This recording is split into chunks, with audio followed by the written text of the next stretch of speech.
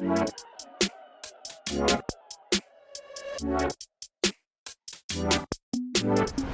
here at NFT Fest with one of the real OGs here, Rob Morris, GM. Thanks for having me. Rob, I met you on Twitter and I asked you, hey, how long have you been in crypto? And you said 2008. And then we went to Upside Down launch party and I was like, mate, are you Satoshi Nakamoto? No. But you had a really If I cool was, answer, I probably right? would say that too. I think maybe just share with the audience, I guess that started that journey with, the cypherpunk community and how that all sort of evolved, like right in front of your eyes.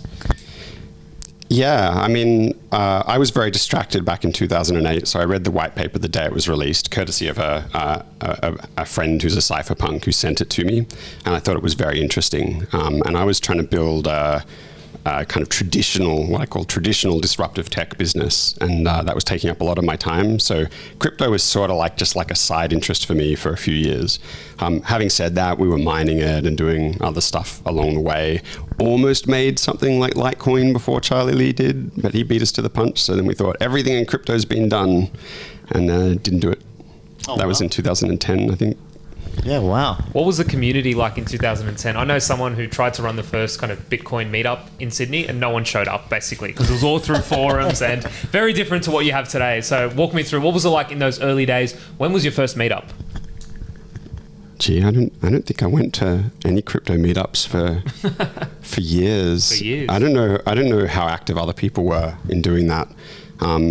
Yeah, we mostly just hung out online and, did it that way. You're building fundamental, I should say. What's the difference there with, I guess, your DAO to normal DAOs? Yeah. Okay. So what I'm working on is trying to improve human coordination that's reciprocal, hence the name Recipromancer. In other words, we have sort of two poles that we kind of tend to oscillate between.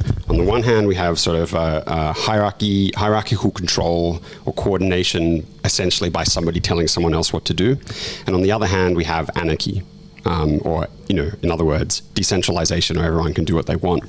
Both of them have their own benefits. People love anarchy right up until the point they need to coordinate with other people and it doesn't work, and you get a bunch of externalities that overflow.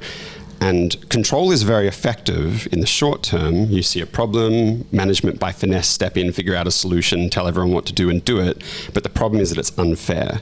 And so what happens is you get this uneven power fabric that emerges over time, where people with more power gradually get more and more of it. People who want power seek out the places where there's like more power to be gotten, but they often are seeking it for bad reasons. And so you end up in these perverse negative sum games. And that's where you get the tragedy of the commons and the race to the bottom, where everyone can see something's bad, that it's going to cause a bunch of bad stuff. But if they don't pursue it for themselves, then somebody else will pursue it, get more power than them, and then use it to beat them. And so everyone does these things anyway. So what I'm working on is trying to help us to figure out stable middle grounds that allow us to coordinate, reach consensus, kind of agree on things, and get people to have their needs met more. Because if your needs are met more, you can be more generous, without leaning as much on centralized control and without a failure to coordinate. So it's not so much that, how is our DAO different than others? I mean, we don't even really have a DAO yet because we're trying to figure out how we think a DAO should look with those principles in mind. The main thing we're doing is trying to figure out how you can build these kinds of organizations in a way that works. So a bit of experimentation, a bit of building stuff. Do you want me to let you ask another question? Oh, I was going to ask, what are some good examples of current DAOs which are doing it right? Because we saw a lot of them, your Olympus DAOs or your other ones, which didn't really work out. What are some good DAOs? I mean, I want to quip that there aren't any. But I don't want to come across the wrong way. I have a lot of respect for anyone who's genuinely having an attempt to build a DAO. I mean, it's hard. You're essentially jumping into the ocean with a bunch of planks and nails and then building a boat in a storm, right? Like it's like you have to be kind of crazy to think that it's a good idea. But we owe a lot to those people because they're telling us how to do that thing, right? Like what works, what doesn't work. By analog, or analogy, every piece of food that we know is edible and everything that we don't know is edible, somebody had to find that out the hard way, right? So we know an awful lot about the properties of food.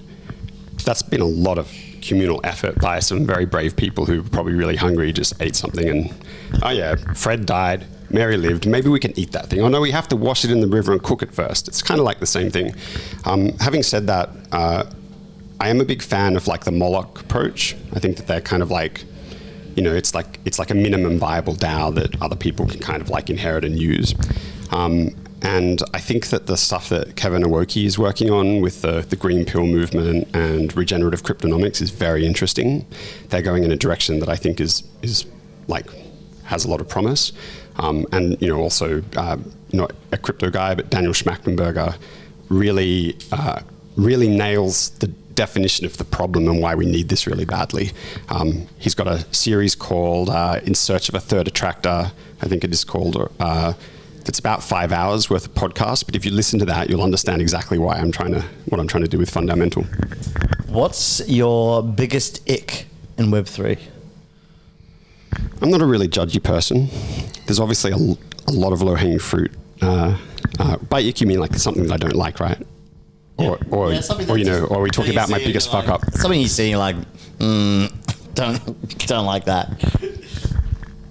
I don't like zero-sum games and, you know, selfish transactional behavior.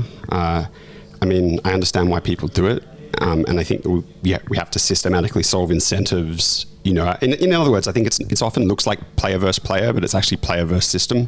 So I'm not really judgy about that, but nonetheless, it really, you know, I'd much rather see everybody playing positive-sum games where we all win together as much as possible.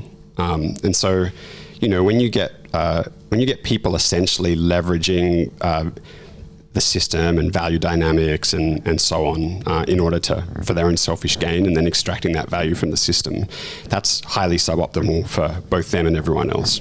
And I think within the next 5 or 10 years, we're going to reach a point where the consequences of that really start to come home, and we're all going to regret not playing more positive-sum games if we don't. So I think we need to just get a lot better at that. Love it. NFT MELB, connect, create, and collaborate. You.